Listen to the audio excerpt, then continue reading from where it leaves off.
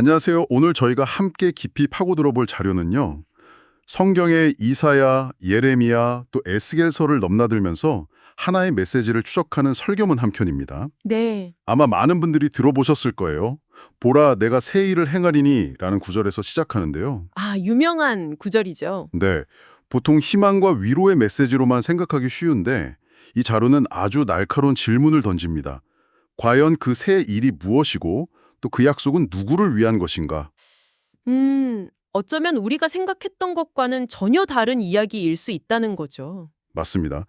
특히 이 설교가 흥미로운 지점은 바로 그 고난이라는 시간을 어떻게 해석하느냐에 있어요. 고난이요? 네, 보통 고난은 피하고 싶은 거잖아요.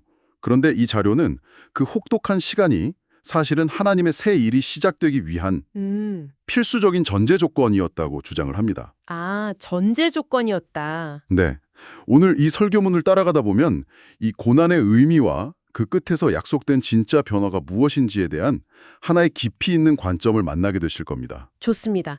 그럼 다 안다고 생각했지만 어쩌면 제대로 몰랐을지도 모르는 그 새 일의 약속, 그 숨겨진 의미를 지금부터 한번 제대로 파헤쳐보죠. 자, 그럼 먼저 그 유명한 구절이 있잖아요. 이사야서 43장에 보라, 내가 새 일을 행하리니 이제 나타낼 것이라는 구절. 네네. 정말 듣기만 해도 가슴이 뛰는 말이거든요.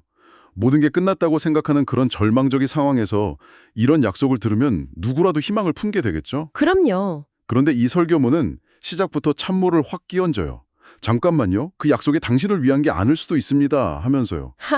그렇죠. 이 영광스러운 약속이 사실은 아무에게나 주어진 게 아니라는 거죠. 바로 그 지점이 이 분석의 핵심 출발점이에요. 우리는 보통 이런 좋은 말씀을 들으면 아, 이건 나에게 주시는 말씀이구나 하고 바로 나한테 적용하려는 경향이 있잖아요. 네, 그렇죠. 그런데 이 자료는 한 걸음 뒤로 물러나서 이 말씀이 선포된 역사적 배경을 먼저 보라고 요구합니다. 아, 배경이요? 네, 그 배경에는 바벨론 포로라는 이스라엘 민족 전체가 겪었던 70년간의 끔찍한 시간이거든요. 네, 70년. 나라를 잃고 성전은 파괴되고 수많은 사람들이 이역만리 타국의 포로로 끌려가 살아야 했던 그런 시대죠. 그러니까 이 약속은 그냥 보편적인 위로의 메시지가 아니라 그 특정하고도 혹독한 시간을 통과한 사람들에게 주어진 특별한 약속이었다. 이 말씀이시군요. 네, 바로 그거예요. 그리고 여기서 예레미야서 24장에 나오는 아주 기묘한 비유가 등장합니다. 아, 그 무화과 비유요? 맞습니다. 바로 두 광주리의 무화과 비유인데요. 하나님이 선지자 예레미야에게 무화과 두 광주리를 보여주시는데 한쪽에는 정말 먹음직스러운 최상품 무화과가 다른 한쪽에는 너무 상해서 도저히 먹을 수 없는 썩은 무화과가 담겨 있었죠. 여기서부터가 정말 제 상식으로는 이해가 잘 안 되더라고요. 그렇죠. 당연히 포로로 끌려간 사람들이 벌받은 사람들이고 고향에 남아있는 사람들이 그나마 나은 상황이라고 생각할 텐데 하나님은 정반대로 말씀하시잖아요. 네, 완전히 반대죠. 포로로 끌려간 사람들을 좋은 무화과라고 들고 예루살렘에 남은 사람들을 나쁜 무화과라고 지칭하신단 말이죠. 이건 정말 이상하지 않나요? 왜 끌려간 사람들이 좋은 무화과가 되는 건가요? 그게 바로 이 설교문이 파고드는 핵심 질문이에요. 왜 이런 역설적인 평가가 나왔을까? 네, 이 자료가 제시하는 해석의 키워드는 바로 겸손입니다. 겸손이요? 네, 포로로 끌려갔다는 건 개인적으로나 국가적으로 완전한 실패와 절망을 경험했다는 뜻이잖아요. 네. 내 힘으로는 아무것도 할 수 없다는 걸 뼈저리게 깨달은 거죠. 아, 이들은 비록 고통스럽지만 이 모든 상황이 자신들의 죄로 인한 하나님의 징계임을 인정하고 겸손하게 받아들인 사람들이라는 해석이에요. 그러니까 상황 자체가 좋고 나쁨을 갈정한 게 아니군요. 그렇죠. 그 상황에 대한 태도가 중요했다는 거군요. 포로로 끌려간 사람들은 자신들의 한계를 인정하고 하나님 앞에 엎드릴 수밖에 없었지만 네. 남아있는 사람들은 우리는 선택받았다, 우리는 괜찮다는 식의 교만에 빠져 있었을 수 있다는 거고요. 정확합니다. 남은 자들 중 일부는 아마 자신들이 살아남은 걸 하나님의 특별한 은총이라고 생각하면서 영적인 교만에 빠졌을 가능성이 높아요. 하나님의 경고를 무시하고 여전히 자신들의 의의를 내세웠던 거죠. 여기서 바벨론에서의 70년이라는 시간이 단순한 형벌의 의미를 넘어서게 됩니다. 아, 어떤 의미가 더 있는 건가요? 이 설교문은 그 시간을 두 가지 강력한 이미지로 비유하는데 하나는 불순물을 제거하는 용광로이고 용광로. 다른 하나는 겸손의 훈련 학교예요. 용광로와 겸손의 훈련 학교라. 그게 좀 더 구체적으로 어떤 의미죠? 용광로는 뜨거운 불로 쇠의 불순물을 녹여내고 순수한 강철을 만들어내잖아요. 네. 마찬가지로 70년의 포로 생활이라는 그 혹독한 고난을 통해 이스라엘 민족 안에 깊이 뿌리 박혀 있던 우상숭배나 하나님에 대한 불신앙 같은 그런 영적인 찌꺼기들을 다 태워버리는 과정이었다는 거죠. 아, 찌꺼기들을 태워버리는. 네. 그리고 겸손의 훈련학교라는 건 말 그대로 자신들의 힘과 지혜를 믿고 의지하던 그 교만을 완전히 박살내는 훈련소였다는 의미예요. 아, 내 힘으로는 아무것도 할 수 없다는 그 절망 속에서 비로소 자기 의의를 꺾고 오직 하나님 한 분만 바라보고 의지하게 만드는 처절한 훈련의 시간이었다는 해석입니다. 와, 그렇군요. 그러니까 고난을 통해 완전히 깨지고 낮아진 상태. 네. 즉, 좋은 무화과와 같은 마음의 밭이 준비된 사람들이 있었기에 비로소 하나님이 세일이라는 씨앗을 심으실 수 있었다. 이런 논리네요. 맞습니다. 약속의 전제 조건으로 좋은 무화과와 같은 대상이 먼저 준비되어야 했다는 점이 굉장히 새롭게 다가옵니다. 근데 그러다 좀 궁금한 게 왜 하필 70년이었을까요? 한두 해도 아니고 70년이면 포로로 끌려갔던 1세대는 거의 다 죽고 다음 세대가 태어나 자라는 어마어마하게 긴 시간이잖아요. 그렇죠. 엄청나게 긴 시간이죠. 그토록 긴 연단의 시간이 꼭 필요했던 이유에 대해 이 설교문은 뭐라고 설명하나요? 아주 중요한 질문이에요.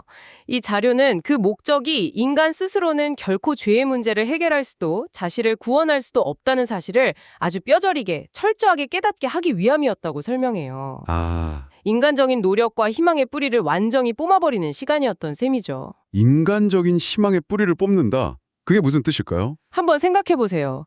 처음 포로로 끌려갔을 때는 아마 여러 가지 희망을 가졌을 거예요. 네, 곧 돌아가겠지 하는. 곧 상황이 좋아지겠지. 몇 년만 버티면 돌아갈 수 있을 거야. 우리가 힘을 합쳐서 반란을 일으키면 돼. 같은 인간적인 계획과 소망들이요. 하지만 10년, 20년이 지나도 아무것도 변하지 않아요. 50년, 60년이 흐르면서 자신들을 이끌던 지도자들도 하나둘씩 죽어가고 이제는 정말 아무런 희망도 남지 않은 상태가 되는 거죠. 아, 바로 그 순간 모든 인간적인 소망이 끊어진 바로 그 지점에서 우리에게는 소망이 없습니다라고 완전한 절망과 항복의 고백을 하게 되는 바로 그 자리에서 네. 하나님께서 비로소 진짜 새 일을 보여주신다는 거예요. 인간의 끝이 하나님의 시작이다라는 말이 딱 떠오르네요. 네, 바로 그 말이죠. 내 힘으로 무언가 해보려는 시도가 완전히 멈춰진 그 지점에서야 비로소 하나님의 일이 시작된다는 거군요. 자, 그럼 드디어 핵심입니다. 이사야서에서 말한 그 새 일, 광야에 길을 내고 사막에 강을 내는 것 같은 놀라운 일의 실체가 도대체 뭘까요? 저는 지금까지 그게 출애굽 때 홍해가 갈라졌던 것처럼 눈에 보이는 엄청난 기적일 거라고만 생각했거든요. 그런데 이 설교는 그게 아니라고 말하는 거죠. 네, 이 설교문이 가장 힘주어 강조하는 지점이 바로 거기예요. 아, 정말요? 이사야의 예언이 워낙 시적이고 스케일이 크다 보니까 우리는 흔히 거대한 외부적 사건, 물리적인 환경의 극적인 변화를 상상하기 쉬워요. 바벨론 제국이 갑자기 무너진다거나 네네. 포로들이 돌아오는 길에 사막이 갑자기 푸른 초원으로 변한다거나 하는 식이죠. 하지만 이 자료는 에스겔서 36장의 말씀을 통해서 그 새 일의 진짜 본질은 내적인 변화에 있다고 못 박습니다. 내적인 변화요? 네, 에스겔서 36장 26절과 27절의 약속이 이거거든요. 새 영을 너희 속에 두고 새 마음을 너희에게 주되 너희 육신에서 굳은 마음을 제거하고 부드러운 마음을 줄 것이며 또 내 영을 너희 속에 두어 너희로 내 율례를 행하게 하리니. 아, 즉 새 일의 핵심은 환경의 변화가 아니라 인간 내면의 근본적인 변화라는 겁니다. 와, 잠깐만요. 이건 정말 충격적인데요. 광야의 길이 나고 사막의 강이 흐른다는 그 엄청난 예언이 사실은 외부 세계가 아니라 사람 마음속에서 일어나는 일에 대한 비유였다는 거잖아요. 바로 그거예요. 이 설교는 새 일의 완성이 바벨론에서 돌아와서 무너진 성전을 다시 짓는 것 같은 물리적인 회복을 훨씬 뛰어넘는 개념이라고 봐요. 네. 진짜 본질은 70년의 연단을 통해 교만이 깨지고 마음이 가난해진 사람들, 즉 좋은 무화과들의 마음속에 하나님께서 당신의 영, 즉 성령을 직접 넣어주시는 사건이라는 해석입니다. 와, 돌처럼 딱딱하게 굳어있던 이기적이고 완악한 마음을 제거하고 살처럼 부드럽고 따뜻한 마음을 주시겠다는 거예요. 굳은 마음을 제거하고 네. 그리고 그 안에 하나님의 영을 두셔서 이제는 억지로 율법을 지키는 게 아니라 마음 깊은 곳에서부터 우러나와서 하나님의 뜻을 따르고 싶어하는 존재로 근본적으로 바꾸시겠다는 약속이죠. 와, 그렇다면 70년간의 그 고통스럽고 지루했던 과정은 결국 사람들 마음속에 성령이 거하실 빈자리를 만드는 과정이었다는 거네요. 맞습니다. 교만, 자기의, 인간적인 계획과 욕심 같은 것들로 꽉 차 있던 마음을 완전히 비워내고 깨끗하게 청소하는 시간이었던 셈이군요. 그렇죠. 그 자리를 만드는 거죠. 이건 정말 관점의 대전환인데요. 우리가 그토록 바라는 외부적인 기적이 아니라 내면의 근본적인 변화야말로 하나님이 행하시는 가장 위대한 새 일이라는 점이 정말 놀랍고 설득력 있게 다가옵니다. 자, 그럼 이 모든 이야기가 지금을 사는 우리에게는 어떤 의미가 있을까요? 네, 이 설교는 하나님이 우리 삶에 행하시는 가장 큰 새 일이 갑자기 없던 돈이 생기거나 병이 낫는 그런 환경의 변화가 아니라 우리 속사람이 변하는 것이라고 거듭 강조하고 있어요. 네. 이건 뭐랄까, 신앙생활의 패러다임이 완전히 바뀌는 것을 의미해요. 패러다임의 전환. 네. 이 자료의 표현을 빌리자면 옛일의 종말이죠. 여기서 옛일이란 외부의 율법 조문에 얽매여서 이것을 하라 저것을 하지 말라는 규정에 따라 억지로 의무감으로 신앙생활하던 방식을 말해요. 아, 마치 하기 싫은 숙제를 억지로 하는 학생처럼요. 딱 그거죠. 하지만 이제는 그런 시대가 끝났다는 겁니다.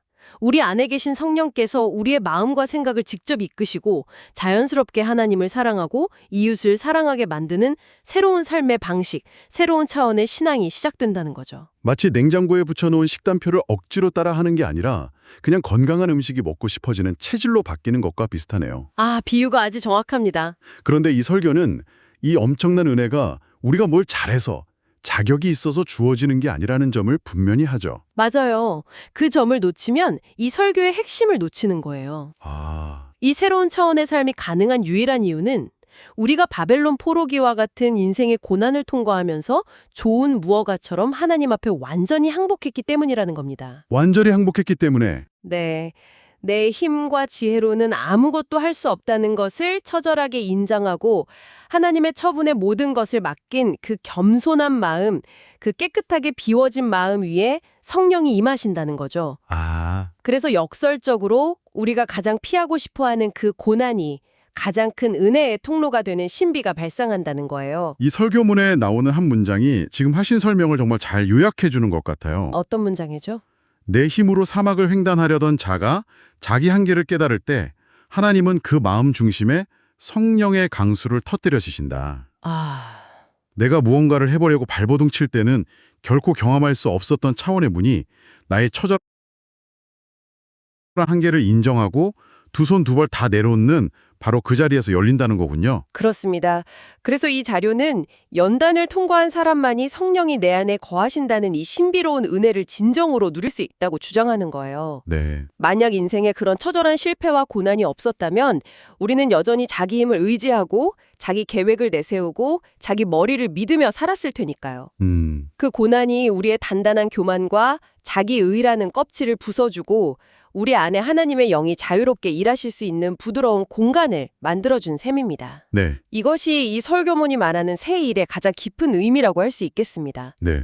오늘 저희가 한 편의 설교문을 통해서 성경이 말하는 새 일이라는 약속이 단순히 환경이 좋아지는 외부적인 기적이 아니라 고난을 통해 마음이 깨어진 사람들에게 주어지는 내적인 변화, 즉 성령이 우리 안에 오시는 사건이라는 깊이 있는 통찰을 살펴보았습니다. 네, 고난을 단순히 피해야 할 고통이나 인생의 실패로 보는 관점에서 벗어나서 새로운 시작과 더 깊은 차원의 은혜를 위한 필수적인 준비 과정으로 재해석하는 관점을 제시했죠. 네. 나의 힘이 빠지고 나의 교만과 자기의가 무너지는 그 자리가 바로 하나님의 가장 위대한 일을 시작하시는 출발점이라는 메시지가 참 강력하게 다가오는 것 같습니다. 네. 이 자료는 결국 시련이 우리 안에 무언가를 비워내고 그 텅 빈 자리에 이전과는 비교할 수 없는 새로운 곳이 채워질 공간을 만든다고 이야기합니다. 여기서 한번 스스로에게 질문을 던져보시면 어떨까 싶어요. 이 설교의 관점에서 본다면 당신의 삶에 진정한 새 일이 시작되기 위해 먼저 비워줘야 할 것은 무엇이라고 생각하시나요? 어쩌면 그것은 나의 지혜를 의지하는 교만일 수도 있고 낡은 생각의 틀일 수도 있고 혹은 과거의 상처나 원망일 수도 있겠습니다. 그 비워짐의 자리가 어쩌면 가장 큰 선물이 시작되는 자리일지도 모르니까요.